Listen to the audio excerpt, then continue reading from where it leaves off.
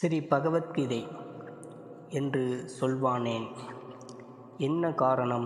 இதனால் பெறப்படுவது என்ன? இதற்கான விடை,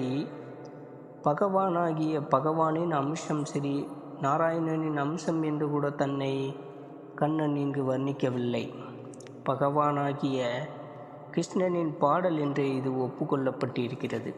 இதிலிருந்து விளக்குவது என்னவெனில், தனது விஸ்வரூப தரிசனத்தை அர்ஜுனனுக்கு கண்ணன் காட்டிய பிறகு அவனே எல்லாம் வல்ல பரம்பொருள் என்று ஒப்புக்கொள்ளப்பட்டிருக்கிறது. அவனே அதை அறுதியிட்டு உறுதியாக உரைக்கிறான். சரி, இறைவன் பாடல் என்று கீதையை நாம் ஏற்றுக்கொள்ளும் பட்சத்தில் ஒரு கவிதை பிறந்ததற்குரிய சூழ்நிலை இருக்க வேண்டுமே. இங்கு இப்படி இருக்கிறதா என்று பார்த்தால் இருக்கிறது. பாண்டவர்களின் சேனையோ அளவில் சிறியது, கௌரவர்களின் சேனையோ அளவில் பெரியது. எப்போதும் அக்கிரமத்திற்கும் அநியாயத்திற்கும் ஆரம்பத்தில் பலம் அதிகம், சத்தியத்திற்கு இறுதியில் பலம் அதிகம்.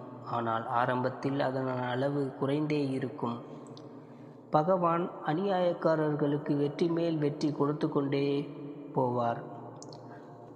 ஆனால் இறுதியில் மரண அடி.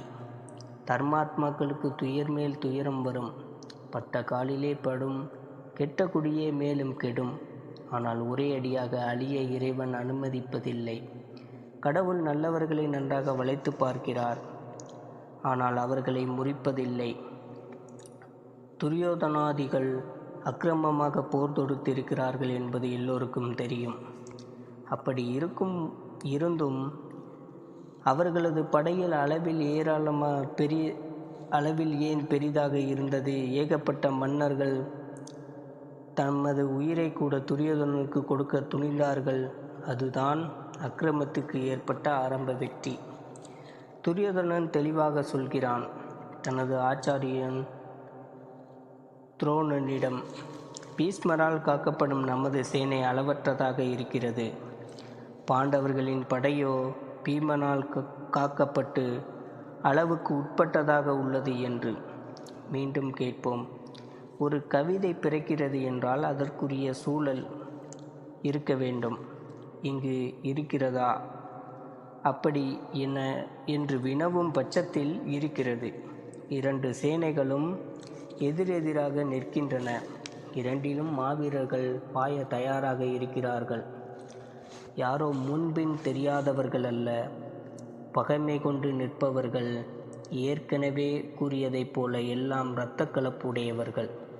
எல்லாவற்றிற்கும் மேலாக பழுத்த பழமான பீஷ்ம பிதாமகர் கௌரவர்களையும் பாண்டவர்களையும் தமது மடியில் இருத்தி கொஞ்சி குழாவி வளர்த்தவர்.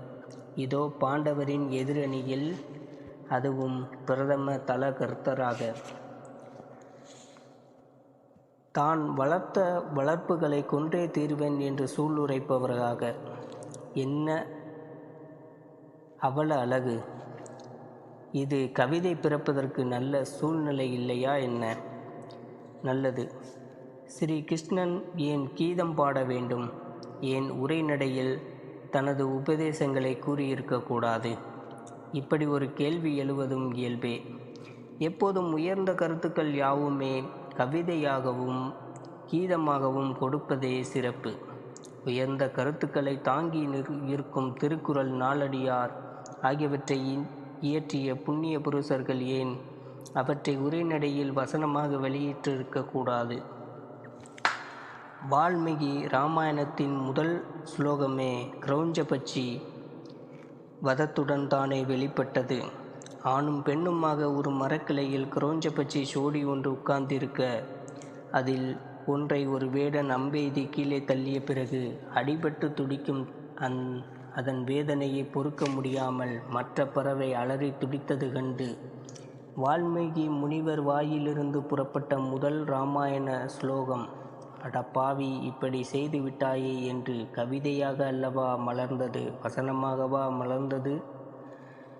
எனவே கண்ணபிரான் தான் உலகத்திற்கும் அர்ஜுனன் மூலம் எடுத்துரைக்கும் செய்தியை கவிதையாகவே கொடுக்க சுலோகமாகவே சொல்ல ஆரம்பித்தான். அடுத்து என்ன நடக்கிறது? அச்சுதா, இரண்டு அணிகளுக்கும் இடையே எனது இரத்தத்தை நிறுத்து. நான் போரிட ஆவலுடன் வந்திருப்பவர்களை யார் யார் என்று பார்க்க வேண்டும். நான் யாரிடம் போரிட வேண்டும் என்பதை பார்க்க வேண்டும் என்கிறான். அர்ஜுனன் இப்போது அவனது மனம் உறுதியாகவும் தெளிவாகவும் இருக்கிறது. கிருஷ்ணன் அப்படியே தனது ரதத்தை 2 அணிகளுக்கும் இடையில் நிறுத்துகிறான். அங்கே பார்த்தன் கண்டது என்ன? எதிரெதிராக கூடி நிற்பவர்கள் யார்? பகவத்கீதை அழகாக ஒரு பட்டியல் போடுகிறது. எப்படி படிப்படியாக தருகிறது என்று பார்ப்போம். தந்தையர், பாட்டன்மார்கள், ஆச்சாரியர்கள், மாமன்மார்கள், சகோதரர்கள், பிள்ளைகள், பேரன்கள், தோழர்கள், மாமனார்கள், நண்பர்கள். யார் யார் முதலிடம் கொடுப்பது? யார் யாருக்கு முதலிடம் கொடுப்பது? எந்த வரிசையில் யார் யாரை வைப்பது? வாழ்வில் எவருக்கு எந்தெந்த முக்கிய ஸ்தானம் தர வேண்டும் என்பதை இது எவ்வளவு அழகாக விவரிக்கிறது. இதற்கு அடுத்தபடி அர்ஜுனன் எல்லாரையும் நன்றாக பார்த்தான் என்கிறது ஸ்லோகம். அவ்வளவுதான். அப்படியே இதயத்தில் அவனுக்கு ஒரு அதிர்ச்சி வலி. அந்த இடத்தில் ஒரு கேள்வி. யுத்தம் என்றால், அதுவும் இரத்த கலப்பு உடையவர்களிடையே ஏற்படும் மிக அபூர்வமான மகா யுத்தம் என்றால் இப்படித்தான் இருக்கும். எதிரெதிரே இப்படிப்பட்ட சொந்த பந்தங்களை எதிர்நோக்கத்தான் வேண்டும் என்பதை அர்ஜுனன் அறியாதவனா? பின் எதற்காக ஆழ்ந்த இரக்கத்தால் என்று சுலோகமே கூறியபடி பிரமித்து நின்றான். அது மட்டுமா? மனம் நொந்தவனாகி கண்ணனிடம் பேசத் தொடங்குகிறான். ஒரு விஷயத்தை கற்பனையில் பார்ப்பது வேறு, நேரடியாக அனுபவிப்பது வேறு என்பதே இதற்கு பதில். தனக்கு ஏற்படும் அதிர்ச்சியை அர்ஜுனன் எவ்வளவு அழகாக படம் பிடித்து காட்டுகிறான். கிருஷ்ணா, போரிடுவதற்காக கூடியுள்ள இந்த உறவினரை பார்த்து எனது அங்கங்கள் சோர்வடைகின்றன. வாயும் வறள்கிறது. எனது உடலே நடுங்குகிறது. மயிர் கூச்செறிகிறது. மகாவீரனான அர்ஜுனன் பேசுகிற பேச்சா இது? ஆம், அவன்தான் பேசுகிறான். முதலில் களைப்பு, ஆயாசம், அடுத்து நாவறட்சி, அதன் பின் உடல் நடுக்கம், அதற்கும் பிறகு மயில் கூச்செறிதல். எடுத்த எடுப்பிலேயே எல்லா சொந்த பந்தங்களையும் நேருக்கு நேர் யுத்த களத்தில் பார்த்ததும் உடனே எல்லை மீறிய ஆயாசம். இவர்களையா கொல்ல வேண்டும் என்று நினைத்து நாவறட்சி, அதன் பின் உடலே நடுங்குகிறது, மயிர் கூச்செறிகிறது. யாருக்கு ஏற்படுகிறது இதெல்லாம்? மகாவீரனான அர்ஜுனனுக்கு. மகாபாரத யுத்தம்தான் முதலாவது யுத்தமா இவனுக்கு? இதற்கு முன் இவன் மகா யுத்தங்களையே கண்டதில்லையா? சாட்சாத் பரமேஸ்வரனிடமே மோதினவனாயிற்றே இவன்.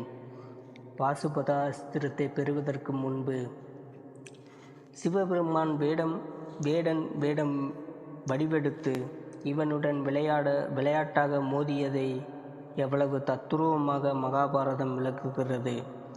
அப்படி சிவபெருமானுடனே பாரத யுத்தம் ஏற்படுவதற்கு முன்பு மோதிய மாவீரனுக்கு இப்போது மனக்கலக்கம், ஆயாசம், சோர்வு, உடல் நடுக்கம், மயில் கூச்செறிதல்.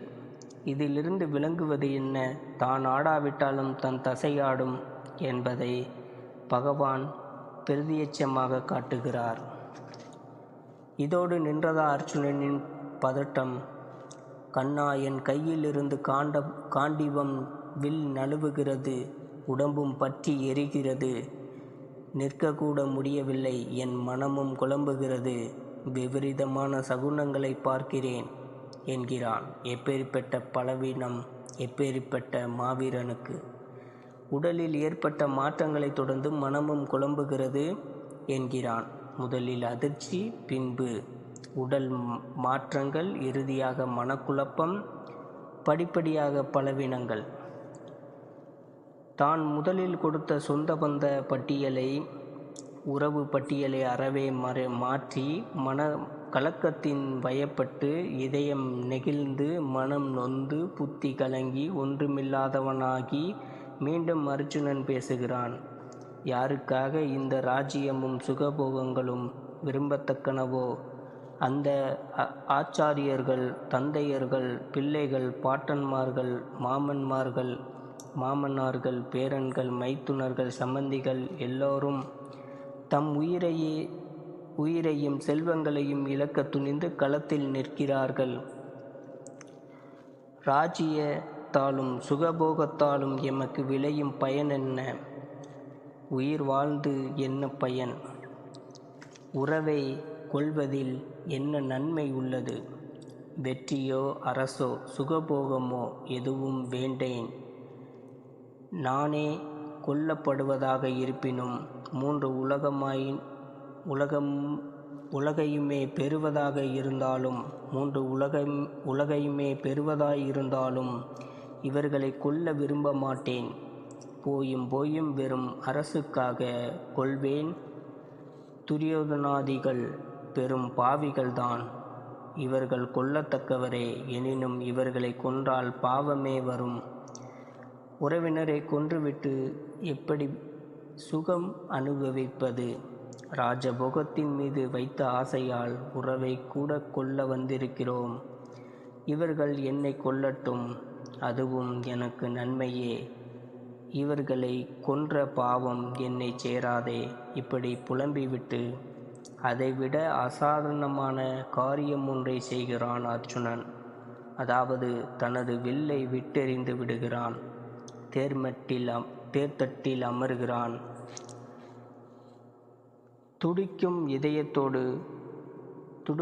துடிக்கும் மனதோடு இதயத்திலே பேரிரக்கம், கண்களிலே கண்ணீர். அவன் சோகத்தில் மூழ்கிவிட்டான். சில நேரங்களில் நாம் இருந்தே தீர வேண்டிய வாழ்வின் இருண்ட தாழ்வாரங்களிலிருந்து தப்பியோடி ஒரு நிமிட நேரம் மாட்டிலும் தன்னையும் தன்னை பிணைந்திருக்கும் சங்கிலிகளையும் அறுத்தெறிய மனித மனம் முயல்கிறது. இதன் பெயர்தான் தப்பியோடல் என்னும் யுக்தி. சிலர் மதுவில், சிலர் வழிபாட்டில், சிலர் விளையாட்டில், சிலர் சேவையில் ஈடுபட்டு தங்களிடமிருந்தே தாங்களே தப்பித்து கொள்ள முயல்கிறார்கள். அதற்கான காரணத்தையும் தாங்களே கற்பித்து கொள்கிறார்கள். இங்கு அர்ஜுனன் தன்னிடமிருந்தும் தனக்கு விதிக்கப்பட்டிருக்கும் கடமையிலிருந்தும் தப்பியோட முயல்கிறான். இதற்கு அவன் காட்டும் காரணம் உறவு, சொந்த பந்தங்கள். இதை நன்கறிந்த கண்ணன் என்ன செய்கிறான்? எப்படி நடந்து கொள்கிறான்? கண்ணனுக்கு அர்ஜுனன் மீது உரிமை இருந்தது. பல வகைகளில் மைத்துனன் என்ற முறையிலும் தோழன் என்ற வகையிலும். அந்த உரிமைப்படி கண்ணன் அர்ஜுனனை அதட்டி அவனை போருக்கு ஏவி இருக்கலாம். அப்படி செய்யும் பட்சத்தில் அர்ஜுனன் கூட அதை ஆட்சேபித்து இருக்க மாட்டான். காரணம், அவர்களது நெருக்கம் அவ்வளவு. இருப்பினும் கண்ணன் அப்படி செய்தானா? இல்லை. ஏன்? கண்ணன் வெறும் அர்ஜுனனுக்கு மட்டுமா உபதேசம் செய்கிறான்? அவன் மூலம் மனித வர்க்கத்துக்கு அல்லவா உபதேசம் செய்கிறான். தற்காலிகமான ஒரு மனவெழுச்சி, கடமையை மறைக்கும் போலியான இரக்க உணர்வு, விரக்தி, தளர்ச்சி ஆகியவற்றால் அர்ஜுனன் பாதிக்கப்பட்டு இருப்பதை பார்க்கும் கண்ணன் அர்ஜுனனை அதட்டவில்லை. என்ன முட்டாள்தனமான காரியத்தை செய்கிறாய்? இவ்வளவு தூரம் போர் செய்ய வந்துவிட்டு, அதுவும் யுத்த களத்தில், இப்படி ஒரு முடிவா என்று சீறவில்லை. மாறாக கண்ணன் அவனை அனுதாபத்தோடு நோக்குகிறான். அர்ஜுனனின் மனநிலை இப்போது எப்படி இருக்கிறது? திருமணமாக போகும் ஒரு மணப்பெண்ணின் மனநிலையை ஒற்றி இருக்கிறது. திருமணம் நிச்சயிக்கப்பட்டு இருக்கும் மணப்பெண் ஒருத்தியின் இதயத்தின் ஒரு பகுதியில் திருமண நாளை வாவென மகிழ்வுடன் எதிர்கொண்டழைக்கும் மற்றொரு பகுதியோ உற்றார், உறவினர், நண்பர் அனைவரையும் துறந்து யாரோ ஒருவனின் முன்பின் தெரியாதவனின் துணையுடன் எங்கோ வாழ்க்கையை துவங்க வேண்டுமே, நடத்த வேண்டுமே என்று ஏங்குமாம். இதனால் தனது திருமண நாள் இன்னும் தள்ளி போகாதா என்றும் ஏங்குமாம். இப்படி பிளவுபட்டதோர் மனநிலையில்தான் பார்த்தன் இப்போது இருக்கிறான். இதை நன்கு புரிந்து கொண்ட பகவான் கிருஷ்ணன் அர்ஜுனனை அவனுக்கே முழுமையாக திருப்பித் தர திட்டமிடுகிறார். அதனால் அர்ஜுனனது இந்த புலம்பலை கேட்டதும் கண்ணன் சற்றே சிரிப்பவர் போல முகப்பாவம் கொண்டாராம். கண்ணன் தன் மனதிற்குள் எப்பேற்பட்ட மாவீரனுக்கு எப்பேற்பட்ட வீழ்ச்சி என்று எண்ணி சற்று நகைத்திருக்கலாம். அதுவும் வாய்விட்டு அல்ல. அப்படி செய்தால் பார்த்தன் மனம் மேலும் புண்பட்டு காரியம் கெட்டுவிடுமே. எனவே மனதிற்குள் எழுந்த நகைச்சுவை குமிழி மெல்ல இதழ்களினூடே பிரகாசிக்கிறது. இன்னும் எவ்வளவு காலம் அறியாமை இருளில் இவன் இருக்கப் போகிறான் என்ற அனுதாப உணர்வும் அதில் இரண்டர கலந்து நிற்கிறது. மெல்ல கண்ணன் தனது உபதேசத்தை தொடங்குகிறான். இவனது குழப்பத்துக்கு அடிப்படை காரணம் என்ன என்பதை கண்டறிந்தாகிவிட்டது. இனி அதை தீர்க்க முயல வேண்டியதுதான் என்று ஆரம்பிக்கிறான். எடுத்த எடுப்பிலேயே தத்துவ போதனைகளில் அர்ஜுனனை மூழ்கடிக்கவில்லை. மெல்ல நிதானமாக இவனது துயரத்திற்கு காரணம் ஆன்மாவை பற்றிய அதன் இயல்பை பற்றி அறியாமையே என்று விளக்கத் தொடங்குகிறான். அதற்கும் முன்னால் சத்திரியன் என்ற நிலையிலிருந்து அவன் நழுவிவிடக்கூடாது என்பதை முதலில் நினைவுபடுத்துகிறான். அர்ஜுனா, நீ துக்கப்படக்கூடாதவர்களுக்காக துக்கப்படுகிறாய். உன் வார்த்தைகள் பண்டிதர்களைப் போல் இருக்கிறது என்று தொடங்குகிறான் கண்ணன். துக்கப்படக்கூடாதவர்கள் என்ற பதத்தை இரண்டு விதமாக கொள்ள இடம் உண்டு. துரியோதனாதிகள் என்ற பாவிகளின் மரணம் பற்றி, அவனை ஆதரிக்கும் மாபெரும் பாவிகளின் மரணம் பற்றி துக்கப்படலாகாது என்று ஒரு பொருளும், மற்றொரு பொருள் ஆன்மாவின் இயல்பு பற்றி அறியாமல் பேசுகிறாயே, அதுவும் பண்டிதத்தனமாக என்னிடமே பேசுகிறாயே என்றும் பொருள் கொள்ளலாம். தவறான பேருக்கு தகாத கருணை காட்டினால் அது விபரீதத்தில் முடியும் என்பது கண்ணனின் கருத்து. ஸ்ரீ ராமானுஜரும் இதை எதிரொலிக்கிறார் தமது பாசியத்தில். தவிர அறிவாளிகள் மனிதனை எப்படி நோக்க வேண்டும் என்பதை விளக்குகிறான் கண்ணன். மனிதன் என்பவன் வெறும் உடல் அல்ல, அவனுக்குள் வசிப்பது அழிவற்ற ஆன்மா. பஞ்சபூதங்களால் ஆனது உடல். அவை எப்படி ஒன்று சேர்ந்து ஒரு உடல் உருவானதோ அது அழியத்தான் வேண்டும். பிறப்பு என்று ஒன்று இருந்தால் மறைவு என்று ஒன்று இருக்கத்தான் வேண்டும். அதனால் வாழ்க்கை என்ற நீண்ட பயணத்தில் மரணம் என்பது ஒரு நிலை, அவ்வளவே. என்றும் அழியாதது இருப்பது ஆன்மா. அதற்கும் மரணம் கிடையாது. உடல் பல வடிவங்கள் உண்டு. உடலுக்கு பல வடிவங்கள் உண்டு. ஆனால் உடல் மாற்றங்களாலோ மனதின் மாற்றங்களாலோ ஆன்மா மாறுவதில்லை. நாம் உடல் அல்ல, அழிவற்ற ஆன்மா. இதை நாம் அனுபவபூர்வமாக உணராதவரை உலகின் இன்ப துக்கங்கள் நம்மை கட்டாயம் பாதிக்கும். வாழ்க்கையை இன்ப துன்பம் குளிர் சூடு போன்ற இருமைகளினுடைய இருப்பதுதான். இவை நிலையற்றவை என்று உணர்ந்து பொறுத்து கொள்ள வேண்டும். இன்ப துன்பம் போன்ற இருமைகள் எவரையும் பதட்டத்துக்கு உள்ளாக்குவதில்லையோ, யார் அவற்றை சமமாக பாதிக்கிறானோ, எவன் விவேகம் நிறைந்து அதன்படி நடப்பவனோ அவன் அமர நிலைக்கு தக்கவன் என்று தொடங்குகிறான் கண்ணன். இந்த கருத்துக்களை உற்று பார்ப்போம். வாழ்க்கையை எப்படி நோக்க வேண்டும்? விவேகம். ஒவ்வொரு மனிதனும் விவேகம், அதாவது தெளிந்த அறிவுடையவனாக திகழ வேண்டும். மனித ஜாதியின் பெரும்பாலான துயரங்கள் எல்லாம் தெளிந்த அறிவில்லாமையால் ஏற்பட்டவையே. நாமே வாழ்வில் தவறான முடிவுகளை எடுத்து தடுமாறுகிறோம், துன்பப்படுகிறோம். எனவே நமது துன்பங்களுக்கு நாமே பெரும்பாலும் காரணம். தெளிந்த அறிவு இருந்தால் நல்ல முடிவுகளை எடுத்திட இயலும். முடிவுகள் நன்றாக இருந்தால் வாழ்க்கையில் குழப்பம் இராது. அதனால்தான் கண்ணன் தெளிவுடையவனாக இரு, தெளிந்த அறிவுடையவனாக இரு என்று புத்திமதி புகழ்கிறான். இந்த தெளிவு அர்ஜுனனிடம் இல்லாததால் தானே கீதாபுதேசமே எழுந்தது. பதட்டம், டென்ஷன் என்ற ஆங்கில வார்த்தைக்கு சரியான தமிழ் வார்த்தை பதட்டம். நாம் வாழ்கிறோம், இல்லை, நாம் வாழவே முயற்சி செய்கிறோம். இதில் எவ்வளவோ பிரச்சனைகள் எழுகின்றன. நிமிடத்துக்கு நிமிடம் பிரச்சனைகள் எழத்தான் செய்கின்றன. தெளிந்த அறிவுடையவன் விவேகி பதட்டமடைய மாட்டான். நிதானமாகவே வாழ்வை, அதன் சவால்களை எதிர்நோக்குவான். பதறிய காரியம் சிதறும் என்பது பழமொழி. தவிர நாம் பதட்டப்படுவதால் என்ன நடக்கப் போகிறது? ஒன்றுமில்லை. ஒவ்வொரு விஷயம் எவருக்கும் இன்னொரு விஷயம். எவரும் இறந்த காலத்தை குறித்து பதட்டப்பட மாட்டார்கள். என்ன இனி நடக்குமோ என்று எதிர்காலம் பற்றியே பதட்டமடைவார்கள். இதில்தான் தவறான முடிவுகள் எடுக்கப்படுகின்றன. இதன் விளைவாக துன்பம் ஏற்படுகிறது, தொடர்கிறது. ஆரம்பத்திலேயே தெளிந்த அறிவுடையவனாக இருந்தால் பதற்றத்துக்கு இடமே இல்லை. எனவே ஒவ்வொருவரும் பதற்றத்துக்கு இடம் கொடுக்காத அமைதியான தெளிந்த மனநிலை உடையவனாக இருக்க வேண்டும் என்பது கண்ணனின் கருத்து. இதை எப்படி வளர்த்து கொள்வது? சமமான கண்ணோட்டம்.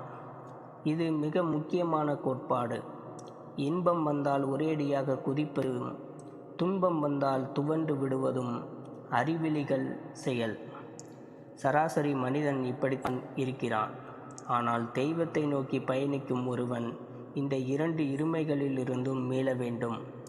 துன்பத்தையும் இன்பத்தையும் சரிசமமாக பாவிப்பது எப்படி என்ற கேள்வி இங்கு எழுவது இயல்பே.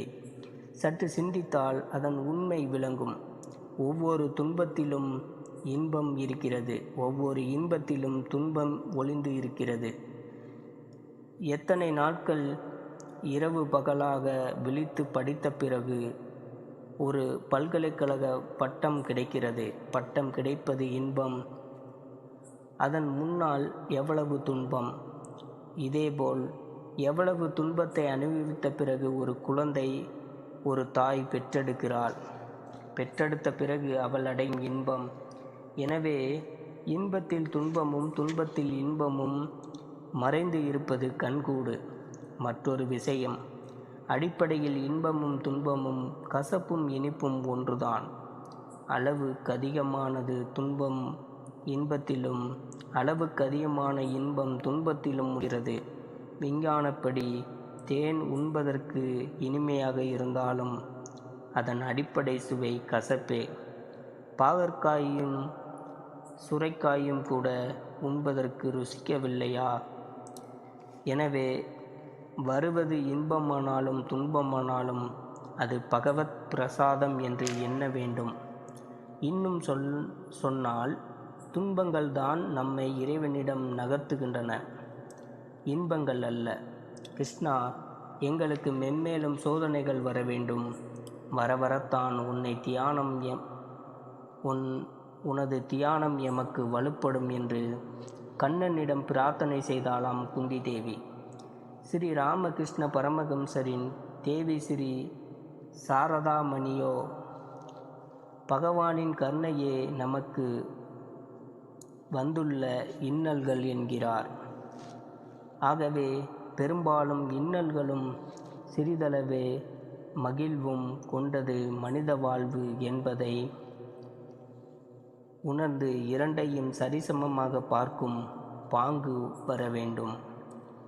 புகழ்பெற்ற அமெரிக்க விஞ்ஞானி தாமஸ் ஆல்வா எடிசனின் விலை மதிப்பு மிக்க பரிசோதனை சாலை, பல அடுக்குகள் கொண்ட பரிசோதனை சாலை திடீரென தீப்பற்றி கொண்டதாம்.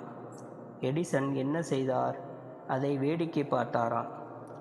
கூடவே மீண்டும் இதை கட்டுவேன் என்று சூளுரைத்தாராம். அப்படியே செய்து முடித்தாராம். இந்த மனநிலையே பெற வேண்டும். புகழ்பெற்ற விஞ்ஞானி நியூட்டன் தாம் 20 ஆண்டுகள் செலவிட்டு ஆராய்ச்சி செய்து தமது கண்டுபிடிப்புகள் மேஜையில் விட்டு வெளியே போயிருந்தாராம். அவரது செல்ல நாய் டைமண்ட் அவர் இல்லாத நேரத்தில் அவரது மேஜை மீது தாவி குதித்து மேஜை மீது எரிந்து கொண்டிருப்பத்தியை தட்டிவிட நியூட்டனின் 20 ஆண்டு கால உழைப்பே போய்விட்டது. நியூட்டன் என்ன செய்தார்?